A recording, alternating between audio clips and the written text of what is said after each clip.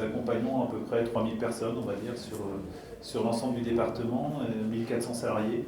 Et puis pour greffer, on va dire, un petit peu à la réflexion du jour, c'est une centaine d'établissements au sens bâtiment, voilà, qui sont constitutifs de notre patrimoine. Et c'est pas un hasard si on a adhéré à votre association, c'est pas un hasard si on est intéressé par les passionnants débats du début de matinée sur l'énergie, hein, qui sont pour nous forcément des orientations très importantes, hein, juste à l'échelle de notre organisation, les effets d'augmentation liés au surcoût énergétique classique, c'est 1,2 million par exemple sur une année. Voilà.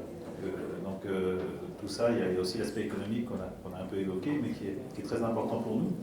Donc nous accompagnons, alors nous œuvrons dans le secteur médico-social, donc nous sommes une association loi 1901, donc ça c'est, je pense que vous repérez tous un petit peu l'origine, donc nous accompagnons des publics très divers, alors souvent, et c'est un petit entame sur peut-être les échanges qu'on va avoir, souvent on voit le handicap via le handicap physique, parce que c'est ce qui parle le plus aux personnes, enfin c'est ce qui voit le plus on va dire. Mais il y a aussi toute une frange de handicap qui est le handicap mental, qui est peut-être moins visible, mais qui a aussi toutes ces exigences en matière notamment d'habitat et puis en matière d'accompagnement peut-être un peu différent. Donc on a diverses activités, alors que ce soit des activités d'habitat, des activités d'accompagnement dans des structures, voilà, on va dire institutions, et qui regroupe de l'enfance au handicap plus lourd, voilà, sur l'ensemble du département. Et Pascal le disait, on n'est pas un modèle unique, alors on n'est pas très visible, hein, donc on essaie de l'être de plus en plus, mais dans la France est organisée un peu comme ça, sur chaque département, on a des associations autonomes qui réfléchissent de concert sur l'accompagnement des personnes en situation de handicap mental. Voilà.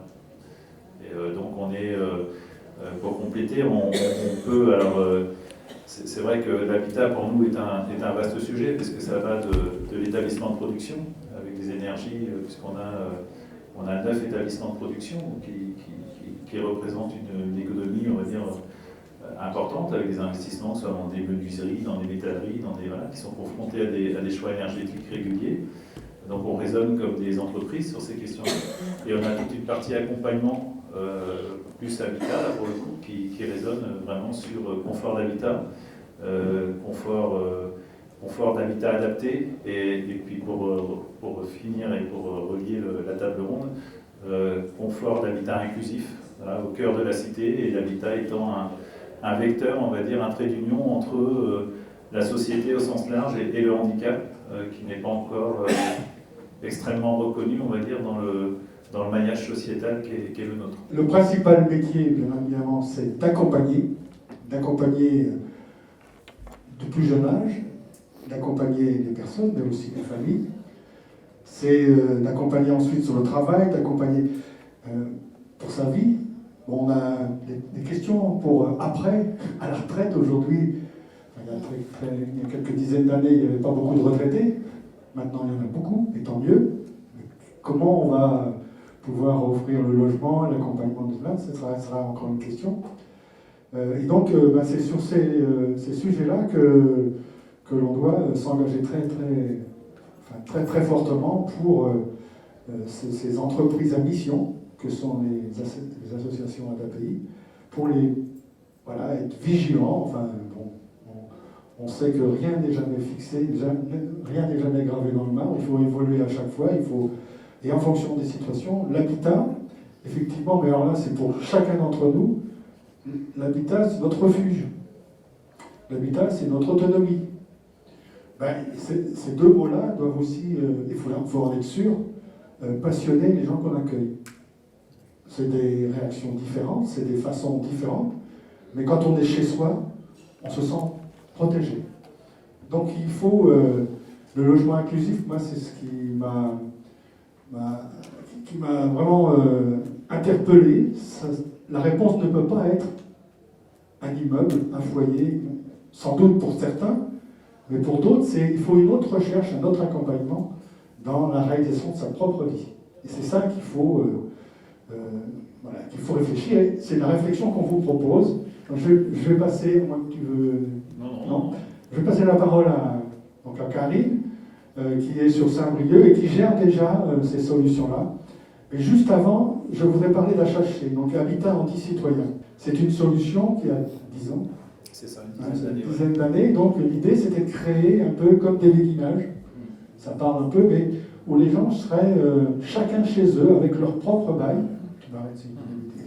Avec leur propre bail, c'est-à-dire pour apprendre l'autonomie économique, même s'il y a bien évidemment un local commun où on peut partager des choses et se former à la gestion de ce logement. Donc ça, c'est une première chose. Donc il y en a eu plus de 100. Alors on a un programme aujourd'hui qui est de 72 appartements. Et bon, petite histoire, si vous voulez en savoir plus, où on a un stand au niveau du forum là, pour un stand de rencontre avec des habitants du projet, avec des personnes qui ont participé au projet. Et puis petit clin d'œil, parce que Madame Chappé est là, donc ça a démarré à Paimpol, puisque notre première résidence de 16 logements a été historiquement implantée sur Paimpol. Et puis du coup, il s'est greffé l'UDEAC. Il y a des élus de l'UDEAC aussi. L'UDEAC, on va ouvrir une résidence là, prochainement à l'UDEAC, Saint-Brieuc et ainsi de suite. Voilà, on essaye de mailler ces logements alternatifs sur le territoire pour offrir d'autres solutions, effectivement, que de l'accompagnement institutionnel. Et donc ça a eu un vrai succès. Tout à fait, ouais. Ah oui. Qu'est-ce qu'on est bien à HHC? Complètement. Donc, ce qu'on voudrait, c'est que ce soit aussi un lieu, pour les personnes accompagnées, un lieu de formation, pour que, grâce à ça, grâce à cet apprentissage de l'autonomie, ils puissent, quelque part, se rapprocher peut-être d'un logement banalisé. C'est ça qui est intéressant, du coup, de pouvoir aller en ville, là où je le souhaite. On a liberté de choix, normalement, pour habiter. C'est pas ce qui se passe en ce moment, mais voilà. Donc, l'idée, c'était effectivement de prolonger HHC vers le logement banalisé. Pardon d'avoir été si long, Karine. Pas de souci. Bonjour à tous. Alors, effectivement, nous, on ne va pas vous parler d'énergie renouvelable. Par contre, on va vous parler d'une énergie inépuisable qu'on a au quotidien dans l'accompagnement des personnes en situation de handicap. Et l'idée, c'est simplement de vous faire un petit retour d'expérience et ramener quelques éléments d'histoire et de contexte dans nos organisations pour nous amener aujourd'hui à vous dire et à vous convaincre que l'habitat est l'affaire de tous. Et je vais alors contredire mon directeur général qui dit on veut se rendre visible.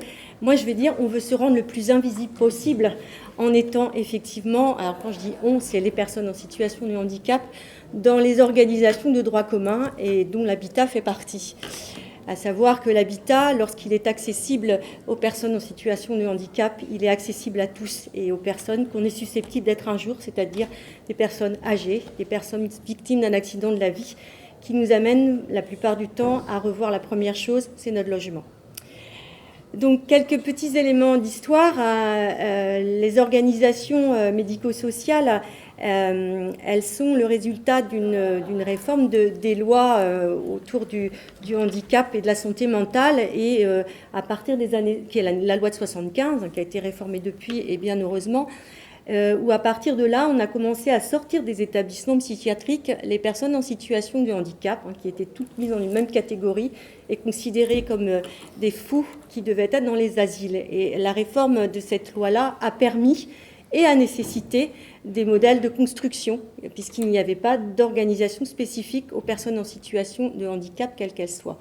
Donc à partir de 75, alors pour Saint-Brieuc 78, on est un petit peu la maison mère, on commençait à sortir de terre des établissements. Au niveau de notre association, des établissements qui étaient le résultat d'un militantisme familial, puisque c'est une organisation familiale à la base. Et donc, sur Saint-Brieuc et dans plein d'autres endroits, commençaient à se mettre en place des foyers d'hébergement, des foyers avec des spécificités au fur et à mesure du temps en lien aux différents handicaps.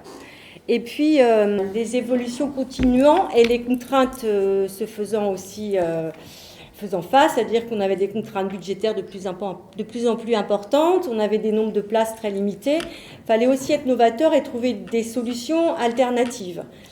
On a aussi une évolution de nos politiques qui ont commencé à prendre conscience que nos personnes en situation de handicap étaient aussi des personnes qui avaient des capacités et des pouvoirs d'agir dans leur vie. Et donc, au fur et à mesure du temps, on a commencé à réfléchir à ce qui existait autour de nous pour pouvoir leur permettre de sortir des institutions. Savoir que les institutions, c'est des modèles qui sont quand même classiques au niveau français et que dans beaucoup d'autres pays, il n'y en a pas. Donc, on fait aussi avec ce qui existe dans le droit commun. Et donc, nous, en France, ça date, c'est pas si vieux que ça, en fait, qu'on commence à trouver des solutions qui soient autres que celles des établissements. Et donc, c'est vrai que le bassin de Saint-Brieuc est quand même assez propice pour pouvoir réfléchir à des organisations. Hein. C'est quand même une ville avec des services de proximité, des services urbains de transport qui ont aussi permis de trouver des alternatives. Très rapidement, on s'est aussi orienté vers nos bailleurs locaux, avec lesquels on a très vite travaillé sur des perspectives pour les personnes qui étaient les plus autonomes pour pouvoir être en autonomie sur des appartements. Donc ça, c'est quelque chose d'historique. Hein. On travaille déjà depuis très longtemps, alors successivement avec Terre et Baie, qui est maintenant Terre d'Armor Habitat.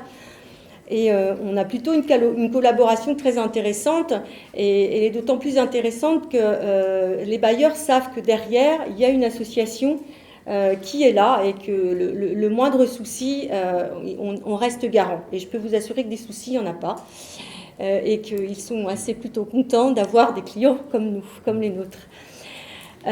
Donc au fur et à mesure du temps, Pascal l'a dit tout de suite, on a aussi travaillé à l'interne des perspectives de solutions plus autonomes, puisque effectivement les HHC ont vu le jour il y a une dizaine d'années, mais elles restaient finalement des dispositifs à l'origine de nos associations, avec des modèles inspirés un petit peu ailleurs, mais c'était quand même des émanations de nos secteurs. Aujourd'hui, ce qu'on souhaite et ce qu'on essaie de mettre en place, c'est vraiment d'attirer tous les dispositifs de droit commun pour convaincre que l'habitat, c'est un habitat pour tous, ce que je vous disais en introduction, et que les personnes en situation de handicap, avec les étayages qui sont les leurs, ont tout à fait capacité à être dans des habitats ordinaires. Donc aujourd'hui, sur le secteur de Saint-Brieuc, on continue de travailler effectivement avec le bailleur local et on travaille avec eux avec différentes formules. Donc aujourd'hui, on a un établissement central sous le quartier de Cesson, pour ceux qui connaissent Saint-Brieuc.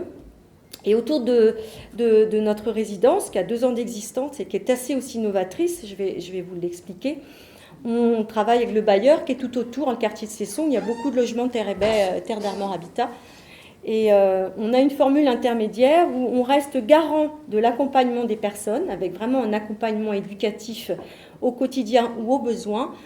Et donc on loue avec Terre d'Armor Habitat un certain nombre de logements en y intégrant des personnes en fait, qui sont toujours accompagnées par l'organisation éducative, mais qui sont en autonomie dans une proximité directe de l'établissement. Ça, c'est une des formules. On a à proximité directe également un habitat, on se dit citoyen.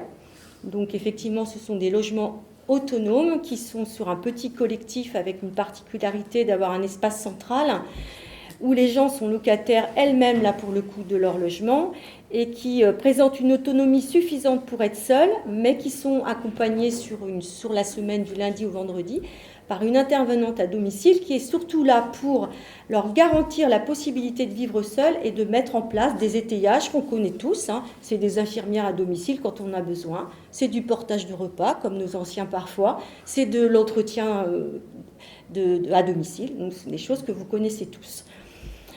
Et la petite formule, la petite dernière, là, qui est en cours, eh bien, il y a des promoteurs qui sont aussi avides de terrain pour mettre et construire des petits logements. Et on a vu que juste à côté de la résidence, il y avait des bâtiments qui étaient en train de se monter. On s'est dit, il y a un promoteur privé, là, mais c'est pas mal, il y a 3 petits logements indépendants, là.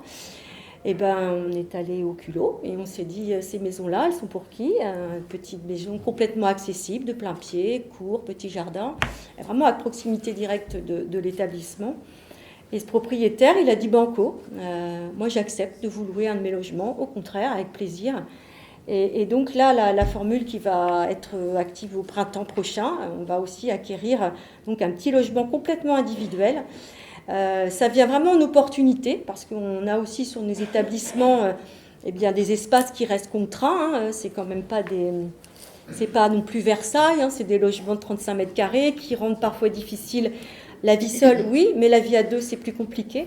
Donc l'opportunité, ce nouveau logement, c'est l'opportunité d'un couple qui a chacun son logement depuis 20 ans et qui n'a jamais pu vivre ensemble et qui là va partir de l'autre côté du grillage en étant finalement seul chez eux, mais en ayant la sécurité de nous savoir à proximité.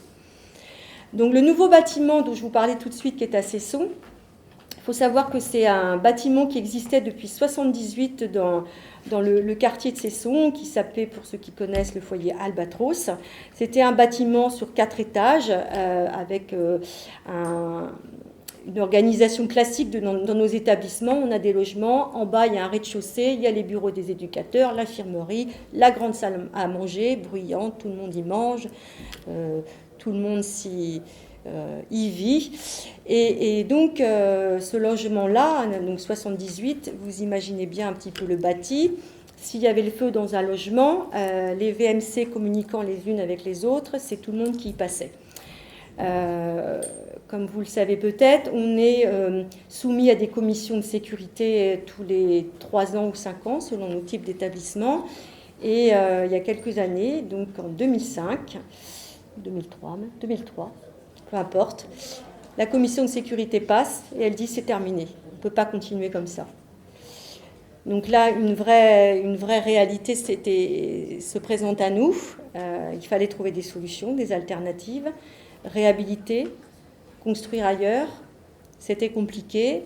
On a tout rasé et on a reconstruit. Alors au départ, on était sur l'idée de reconstruire, alors à l'identique sûrement pas, puisque ça servait à rien, mais différemment, mais on avait l'image du collectif et du foyer classique. Et puis il a fallu partir pendant les travaux, et donc on a été par le bailleur relogé. On était sous bail de Terre et Baie même avec notre établissement. On a eu une proposition d'intégrer des locaux d'une caserne de pompiers, puisque maintenant les pompiers vivent à domicile, et autrefois étaient dans des logements à côté de leur caserne. Donc Terre et Baie nous dit, écoutez, éventuellement, on a ces logements-là. Par contre, c'est des appartements individuels, donc de toute façon, faute de mieux, on va y aller. Et donc là, on a été surpris de découvrir que nos personnes qui n'avaient plus d'espace collectif pour manger tous ensemble et qui devaient être dans leur petit logement autonome, il n'y avait plus l'éducateur spécialement à côté d'eux, ils ont appris à vivre différemment. Ils ont appris à se faire à manger différemment. Certains soirs, il y en avait qui n'étaient pas présents sur l'affiche et on se disait « où sont-ils » À leur retour, on apprenait qu'ils étaient retournés dans leur quartier de Cesson en bus alors qu'on ne savait pas qu'ils allaient prendre le bus. Alors, j'exagère un petit peu, mais pas beaucoup.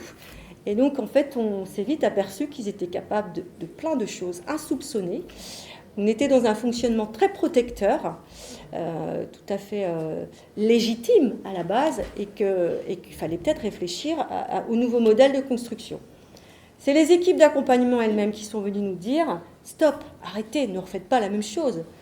Il y a peut-être moyen de travailler le logement complètement différemment. » Et donc, la direction générale étant tout à fait propice et ouverte à toutes ces propositions, nos instances également, parce qu'il fallait aussi convaincre les instances qui sont quand même le conseil départemental et les ARS, de partir sur un modèle tout à fait novateur. Et donc, ça fait 2 ans que nous sommes sur Cesson, sur une résidence qui s'appelle Cesson-Toit, et qui a la particularité, elle toute seule, de constituer un petit village.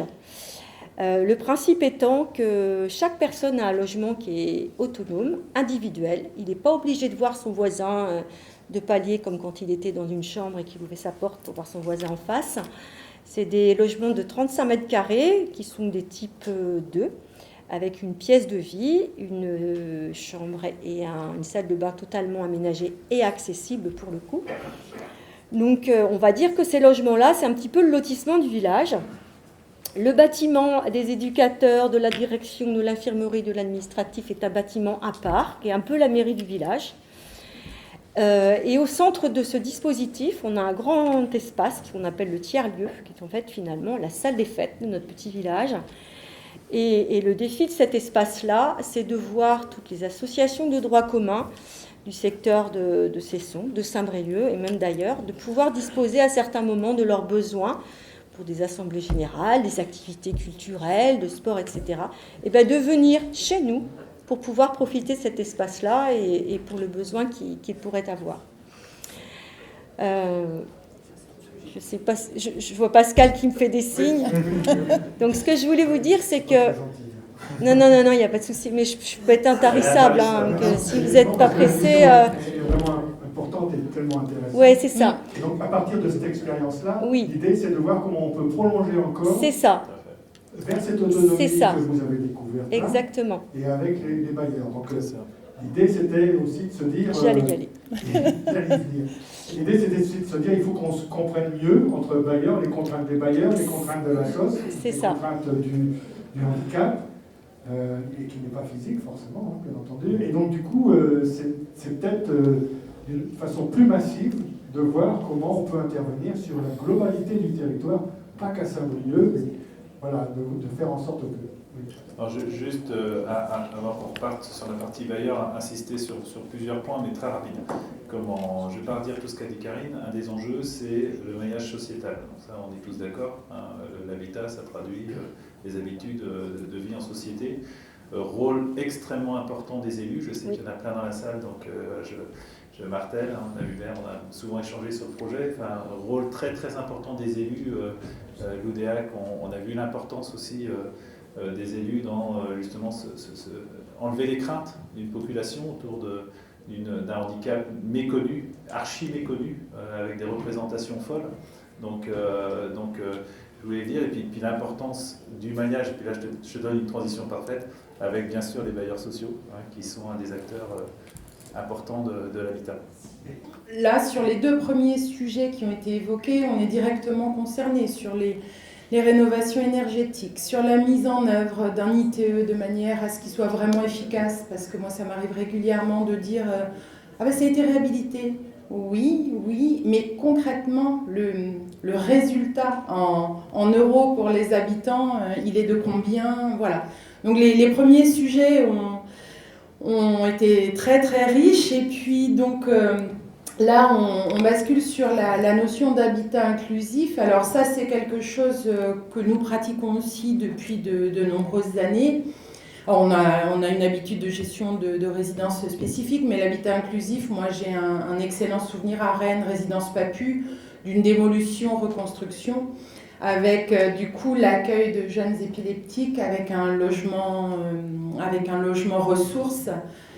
Et du coup, de mon côté, toute la difficulté d'imaginer, oui, on avait conventionné le logement ressources, au final, il ne fallait pas qu'il soit conventionné. Donc, tout un tas de questions qui se posent, nous, côté bailleur, sur le respect de la réglementation et sur la faisabilité de ce genre de choses en diffus. Alors là, c'était simple, parce qu'en fait, c'était une résidence neuve, démolition-reconstruction. Donc là, on arrive à anticiper.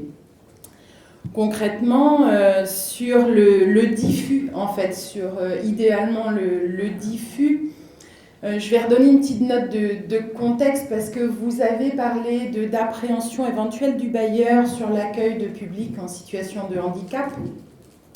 En fait, ce n'est pas tant une appréhension qu'une invisibilité de ces situations. Alors, si je vous fais un petit point de contexte, moi, on travaille sur Dinan Agglomération, là, sur les Côtes d'Armor. Bon, on est passé, il y a quelques années, on avait 15 logements vacants. Aujourd'hui, on en a 6. C'est-à-dire que la rotation s'est effondrée. On n'a quasiment plus de locataires à partir. Donc, ça veut dire que notre nombre de logements à relouer, il est très restreint. Petite faiblesse de la construction et des livraisons, là, que tout le monde connaît. Donc ça veut dire que le nombre de nouveaux arrivants ne se fera pas par du logement neuf. Donc rotation qui s'effondre. Et dans le même temps, explosion du nombre de demandeurs. Dans le même temps, beaucoup plus de critères de priorité, parce que comme le logement se raréfie, tout le monde se rétracte. Donc c'est-à-dire de plus en plus de demandes d'allo. Convention avec le département pour des publics prioritaires qui sont en très grande précarité et grand besoin de logement. Et puis, des contraintes que nous avons, nous aussi, de mixité, c'est-à-dire qu'on ne peut pas attribuer sur un premier quartier, alors je ne vais pas rentrer dans du technique, mais sur un quartier prioritaire de ville, nous, on doit rendre des comptes annuellement sur l'occupation, en fait, des logements. C'est-à-dire que on a des injonctions en fait de loger de la population précaire et on a des obligations de garantir une mixité. Donc c'est un vrai fil sur lequel les bailleurs doivent actuellement rester debout.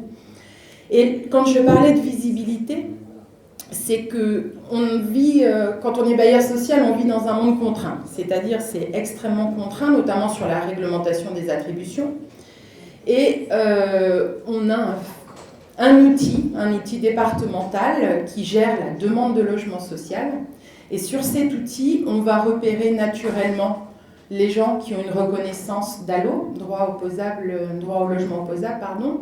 On va reconnaître facilement des gens qui vont être en risque d'expulsion. On va reconnaître des gens victimes de violences familiales. Par contre, on ne va pas identifier un demandeur lambda. Alors là, je parle vraiment technique, c'est-à-dire un demandeur de logement. On ne va pas pouvoir identifier très facilement.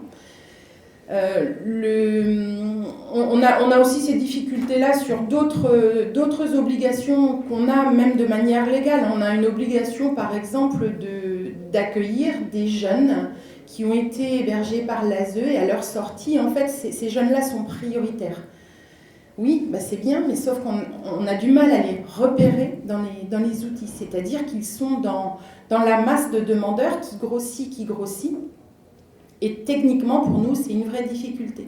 Donc, idéalement, ce qu'il faudrait, et là, c'était le sens de la demande d'intervention, c'est pour arriver à mieux identifier, il faudrait mieux se connaître. Ça veut dire mettre en place des vraies interconnaissances de façon à ce que dans du diffus, quand vous identifiez en fait un futur habitant qui sera autonome dans son logement, mais il faut aussi que nous, on identifie le logement qui sera en capacité de l'accueillir, parce qu'il faut que les deux matchent. C'est-à-dire qu'on ne peut pas dire bah, c'est bon, le premier logement qui se libère, voilà, on intègre quelqu'un. Il faut vraiment que ce soit réfléchi.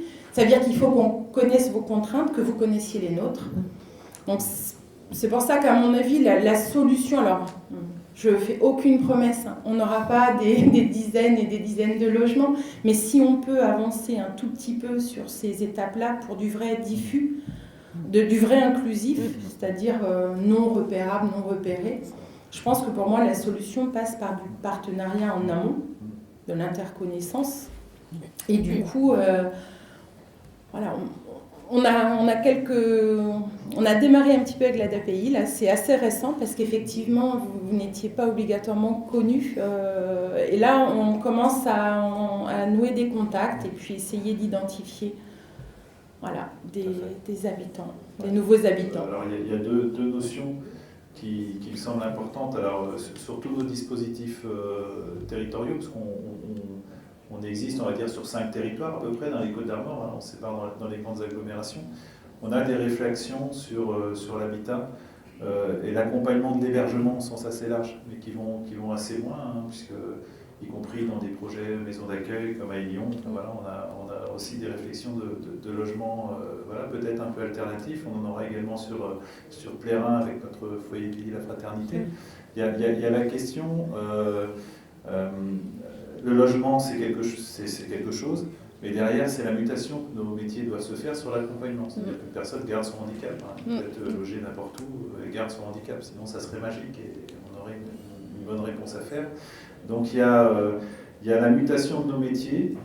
Il y a la mutation aussi peut-être des métiers bailleurs sociaux. Il y a une délégation parlementaire qui a réfléchi sur la question du logement inclusif. Alors, bon, il y a différentes pistes de financement qui ont été ressorties. Hein. Je pense des financements d'État via la CNSA, notamment sur des personnes qui auraient des rôles un peu éducatifs, sociaux, voilà, internalisés, y compris chez les bailleurs sociaux. Vous êtes éligibles. Hein. Donc il y a aussi comment on arrivera à faire un maillage efficace qui accompagnera l'hébergement au sens assez large d'un territoire. Et par pitié, tous les projets, alors là, alors on l'a fait et on peut le faire encore, mais l'évolution nous pousse à se dire faut qu'on aille plus loin. Du logement inclusif, c'est pas un appartement dans un quartier de logement inclusif. Non, mais je le dis, il n'y a rien de... c'est du vécu et c'est normal parce qu'on, y compris, encore une fois, y compris nous, c'est balayons à notre porte, c'est du logement inclusif, c'est véritablement du logement, voilà, qu'on va inscrire dans des quartiers inclusifs, ça c'est autre chose, et qui va mailler, on va dire, des acteurs voilà, locaux, des commerçants, des bailleurs sociaux au titre de l'hébergement et des travailleurs sociaux qui vont devoir venir en appui de tout ça et surtout faire en sorte que voilà, la cohabitation se passe bien. Donc on est tous d'accord, il faut faire quelque chose. Ce qu'on voit là, c'est que ce n'est pas une méconnaissance totale, c'est qu'il y a déjà du travail de fait, mais on voit bien, on le sent, il faut encore aller plus loin pour aller chercher la solidarité de la société. Donc moi je suis très très heureux de la réponse que vous avez faite, même si c'est au côté, Hélène. En gros, il faut bien se connaître pour bien travailler. L'enjeu, il est colossal. Pas que à cette situation-là, mais là, l'enjeu, il est vraiment colossal. Donc, un grand merci à tous les trois de cette... Ouais, je voulais juste dire, parce qu'effectivement, je sais qu'il y a des élus, et j'y tiens. On profite, on est désolé. Et c'est un domaine que je connais, pour y avoir été pendant de longues années. Les commissions d'accessibilité. Sortons de l'entre-soi. Convier des personnes en situation de handicap, elles ont beaucoup de choses à dire. Voilà. Voilà. Merci beaucoup. Merci.